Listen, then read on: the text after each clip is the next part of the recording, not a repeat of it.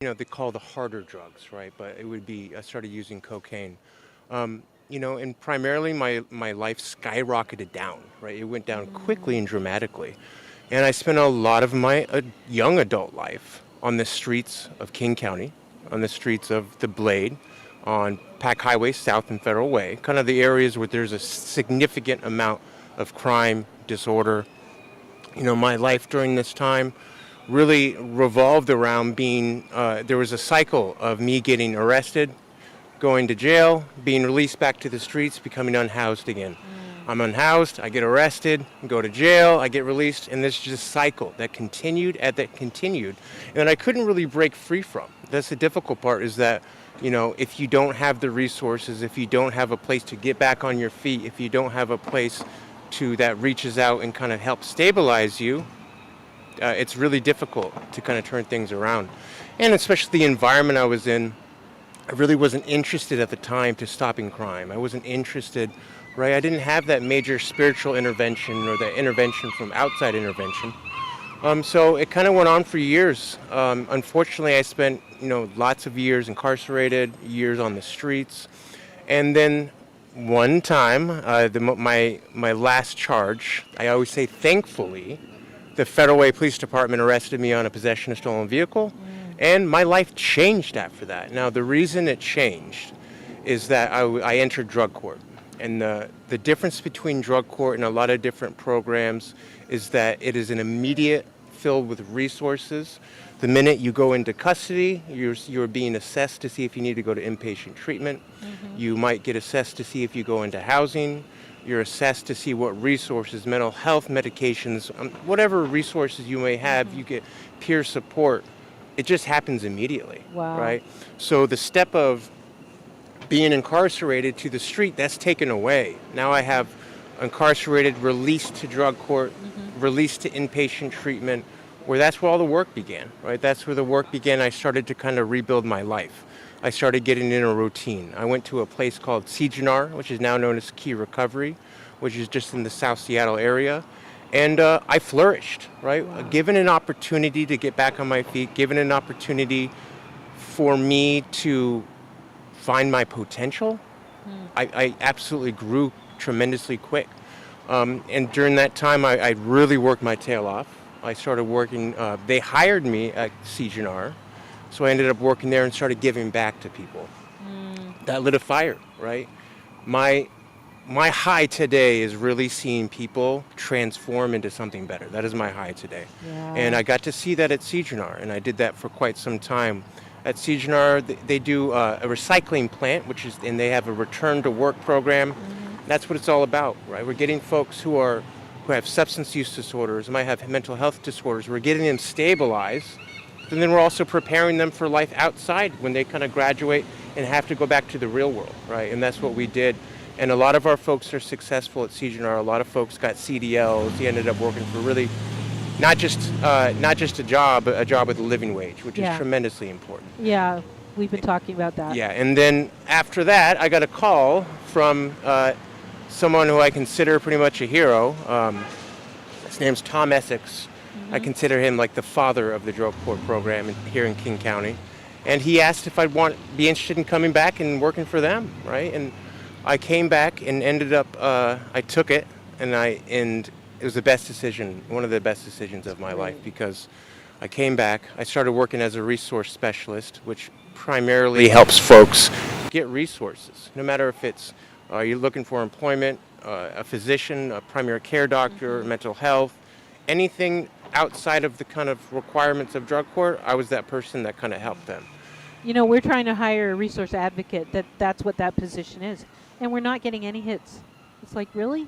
That would be a great job, I think. It is a great, the resource specialist job is tremendous because, your focus is not on their compliance in the program. It's not their requirements, like case management. They have to make sure folks are doing what they're supposed to be doing. The prosecutors have to make sure folks are doing what they're supposed to be doing. As a resource specialist, you're there to offer the tools to be successful, right? Is it a cell phone? Is it an ORCA card? Is it a program? Is it employment? Is it trying to find something to kind of get you busy? We know that if you're not busy, idle hands, it's a difficult time. So Then I ended up getting moved positions to the housing case management, and that's where I'm at now. I've worked there just about a year and a half as a housing case manager, where I learned, I've worked in the housing field off and on. I've worked in recovery housing. I've worked in permanent housing.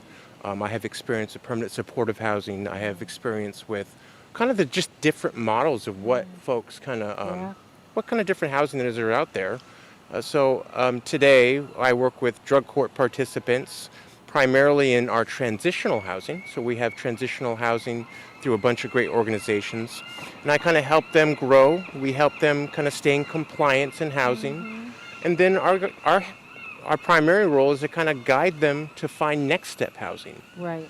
In drug court, I always say I'm batting 100 because since for a very long time now, I think it's 100% of drug court participants have housing when they graduate. Wow, that's so we great. make sure that when folks are graduating, they have a permanent place to go. It's a supportive environment. It's a place that they can afford. It's all those things that really set you up for success because we know after drug court goes away, it can be tough because you're losing support systems, you're losing the support of case managers, you're losing the support of people you might have been in the program with. So we really try to make sure we set them up for success. That's one of the most important It's like parts. that when people leave here. They think they're good. Yeah, And no, you might still need us. Come back to us when you do. absolutely. When you realize It's really important. Yeah. And and our goal, my goal and Bread of Life's goal is to help folks that are unhoused, unsheltered, become stabilized, to Yeah. kind of get back on their feet, or to treat them with dignity and treat them with everything that anyone in the community deserves, right? A warm place to sleep, right? A warm place to sleep. I remember when I was on the streets for a significantly long period of time, where would I sleep? I would sleep on the light rail until I would get kicked off. I would sleep in a tent until they would ask us to leave. During that period of time, it's really difficult to try to do anything positive if you don't have a place to stay. You don't have a bed to sleep on, right? And I think you and I know housing is a fundamental piece of the building blocks of somebody's recovery. Yeah. Really yeah. important. Yeah. How important was it in your recovery to have somebody else believe in you until you believed in yourself? Very important. I think addiction is so isolating. I think there is times that it's very dark and that the only people that you have around you are the folks that are also using, also committing crimes. And it doesn't make them any worse of people, but that's the environment you're in. But that reinforces this negative loop and negative lifestyle of making decisions that are going to keep going in that negative loop, and you're never going to break out of it. All it takes is one person. Yeah. All it takes is, mine was Tom Essex. Some people, it's a family member. Some people, it's a friend, a case manager. Yeah. A lot of people come into the drug court program, and they don't have anybody, right? And just we use our incentive we use in our court system. One of the most simple but most effective incentive is applaud. And you're in court, you're sitting there and the judge says, "Congratulations, you're doing a really good job and we're really proud of you." Yeah. And when the whole court, it changes your life, Oh, right? yeah. And because before you felt like nobody was there. Right. And it just changes the whole dynamic of how you feel about recovery and about what what your motivation is, Yeah. right? You're going to have more motivation if you have people believing in you. Yeah, that's really important. And that and accountability.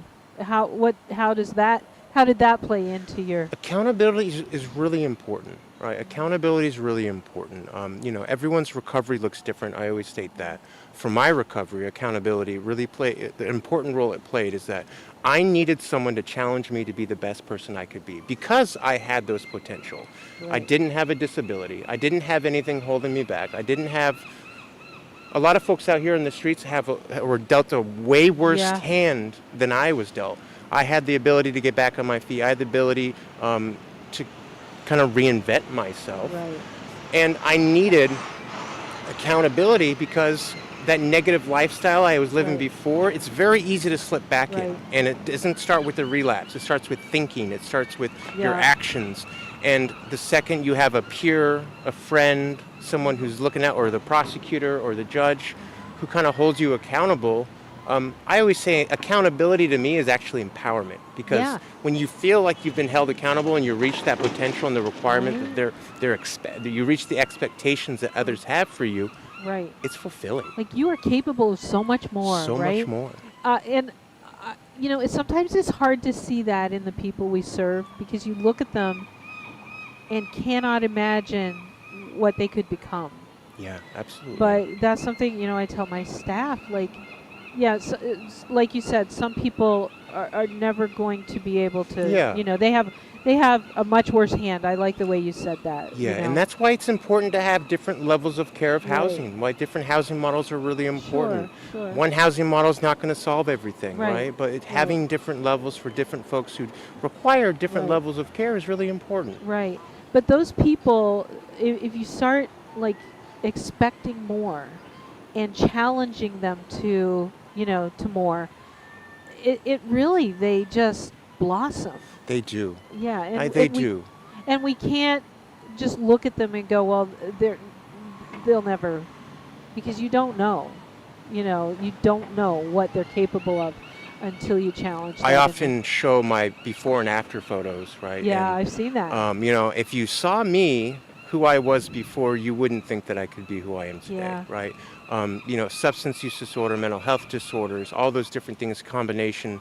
I was a different person, right? There's a switch, I always say, and the Joe switch was off. I was somebody different during that period of time. Right. But given the accountability, given the chance, given resources, giving all the models of care, continuum of care that I had, led me to be where I am today.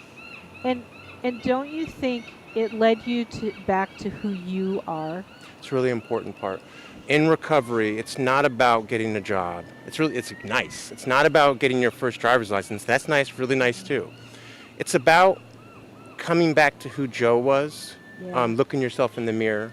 I say my ability to go spend Christmas at my brother's house is the biggest gift, Yeah. right? That's a bigger gift than any other accolade I could ever get in, working. That's the most important thing.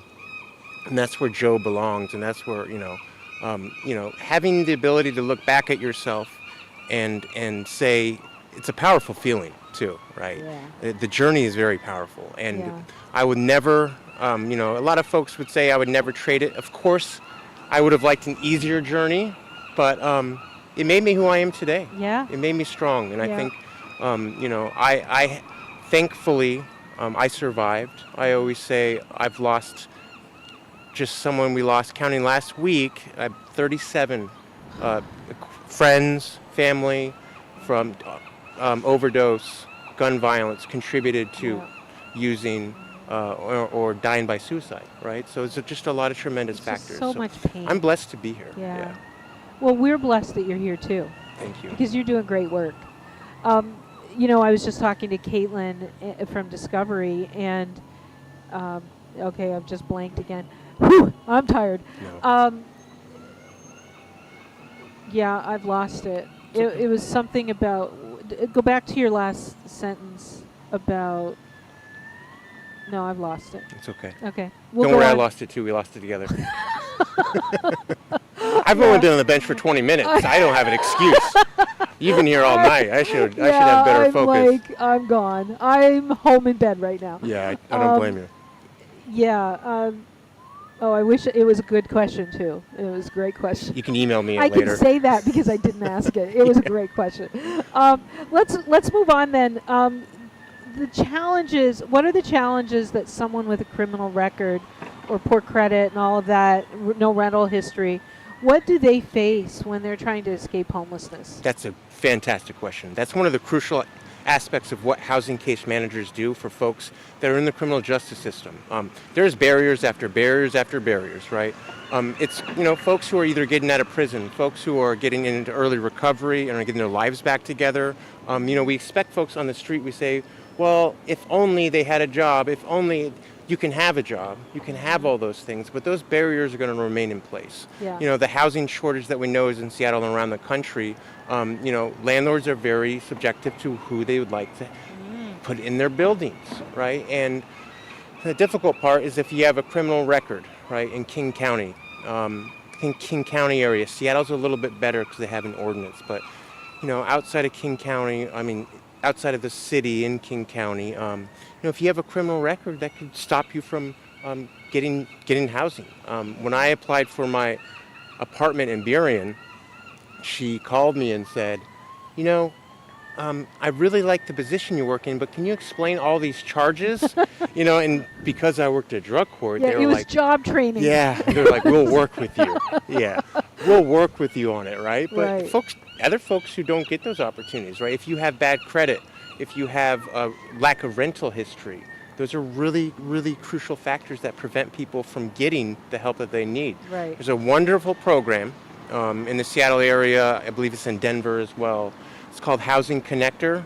Housing Connector has been such a godsend to a lot of our participants and a lot of folks who are getting getting back on their feet. And what Housing Connector does is it gets landlords, it gets possible residents who have those challenging backgrounds, and they use a middle person, Housing Connector, that states, well, you know what? We'll tell the landlord that we will guarantee certain things, right? And we will case manage the person who is a potential resident who might have those challenges, will potentially mitigate any risk that you have bringing them into your building. Kind of like a cosigner on a loan, right? Exactly. Yeah, that's a great and idea. it's just been a fantastic, and people, all it takes is you get your first apartment and get some rental history for you to change your credit around, right? To change all those different things around. It's hard to change your credit and get rental history when you're living in a tent. Very difficult, right? It's impossible. So housing, those factors in housing play a crucial role are getting people back on their feet and getting them back to the community. Yeah. What are the types of housing and shelter that are most needed in King County? We kind of talked about it earlier yesterday. I think it's hard to pick which one, right? I know there's a lot of data out there. A lot of folks have their certain opinions that, like you said, I'd either agree with or disagree with. But I think it's important that we have every level of kind of housing there is available and shelter there is available, right? There's the unhoused crisis, and then there's the unsheltered crisis, right? And my feelings is that when it comes to unsheltered, we need to get folks warm. We need to get them off the street. Helping folks into shelter is harm reduction. Getting folks help, right, is harm reduction.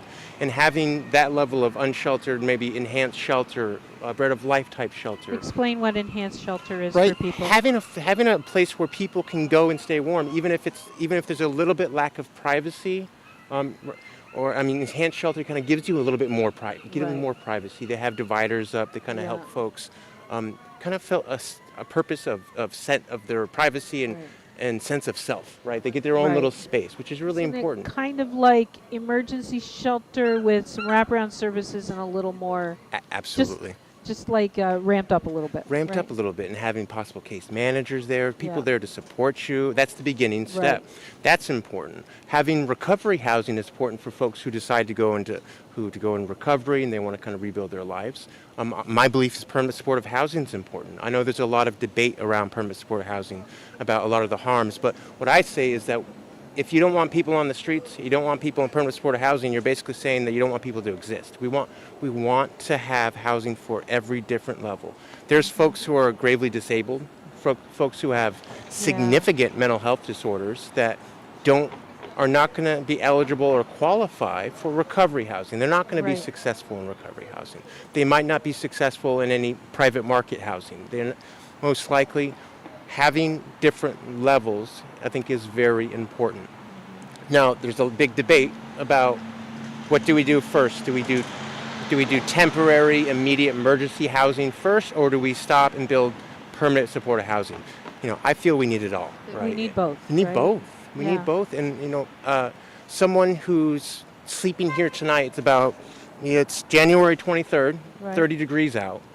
They shouldn't have to sleep outside.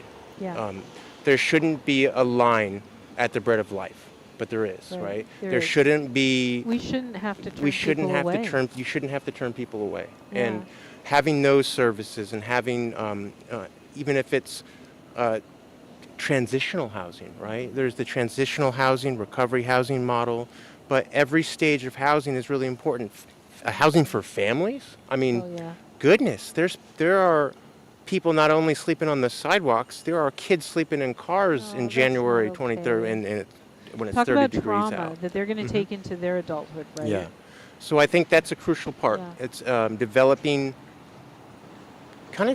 ways that we can help every level of care, every type of person, and what they specific need. Everyone's recovery looks different, right? And recovery might mean not being abstinent, right? Recovery to some folks might mean that I'm reducing my use and I'm reducing the harms associated with me to keep myself alive. And I think Right. that's really important. Dead people can't recover. So giving folks the necessary tools to keep people safe, to kind of keep them have dignity and all the things that human beings deserve, it's really important. And that starts, it could start with tiny homes. It could start with enhanced shelters. Any type of thing to get people a little bit more stabilized is really Right. important. Yeah. Right. Yeah. Yeah. I think that that's really important to have them, have all those different. And yes, it might not start with sobriety, complete sobriety. Yeah. I want to see that we're not leaving people there, right? Like, well, they're not ready. 5 years from now, they're still not ready. Like, let's help that. Like, let's nudge that. Like, give, like you had somebody that believed in you and was expecting more. And that's where I'm seeing that, well, someday people will. And there's you know, nothing and- wrong with that belief, because you know what? Having resources for someone to nudge someone, right, is really important. But I also say on the other side of that is, if people are not successful, we're still going to be there and care for them and love them. Yes. Right? We're going to still be there and love them and take care of them. Yeah. But absolutely, if we can have resources that give them an opportunity, that say, hey, if you want to get out, here's a hand up. We're not giving you a hand out. We're not going to meet you where you're at and leave you where you're at. We're going to meet Right. you where you're at and bring you out of it. Right. And those are really important factors. Yeah. Those are really important factors. And I know myself, everyone's different. I could say that for a lot of folks will say recovery doesn't stick until you're ready, right? Now the issue is that a lot of folks are dying before they're not ready because of fentanyl, right? We're having massive overdoses. I've lost a tremendous amount of friends. We're losing community members. It's an epidemic. It's a crisis. It really is. Caitlin was saying, I think it was Caitlin, the numbers are, no, it was Jonathan Cho. We're losing like an aircraft crashing every day, that many people. It's If we terrifying. had one airplane crash in the States, it'd be all over the news. Every day, the airline industry would be shut down, right? It'd be a state of emergency. Yes. But we're not even hearing about it. Yeah. Not really. Yeah. Yeah. Because, unfortunately, a lot of the folks out on the street, the unhoused, I feel like they're forgotten. And I feel Yeah. like if someone passed away that was well known in the community, that makes the news, Yeah. right, there's going to be a bigger response to those that are vulnerable, forgotten, and deserve a voice. And I think it's important that we give people the necessary tools, skills, to not only stay alive, but also thrive. Right. Yeah. Yeah. And the people that are out there, you said that we don't really care until, but it's somebody's son, somebody's daughter, somebody's Yes. father. Yeah. Somebody loves them and desperately wants to have them back. I get moms messaging me looking for their sons. Mhm. And it's just heartbreaking. I can't imagine. I had one mom that was like scouring our pictures. She must have been on every website, and she saw a picture at Christmas and thought it was her son from behind. I can't imagine what she's going through and the pain. I have a son. The pain of looking for him and not knowing where he is. Yeah. So we need to bring faces to this. Absolutely. And people need to care because it's somebody's child, Yeah. somebody's relative, and have compassion as a society on this epidemic. The tragedy behind a lot of addiction, substance use disorders, and the kind of the events that transpire from that is that it's not just affects the individual. It Right. affects the community, the family, the friends, and it goes on. Their children, right? Yeah. That's how intergenerational trauma starts. Yeah.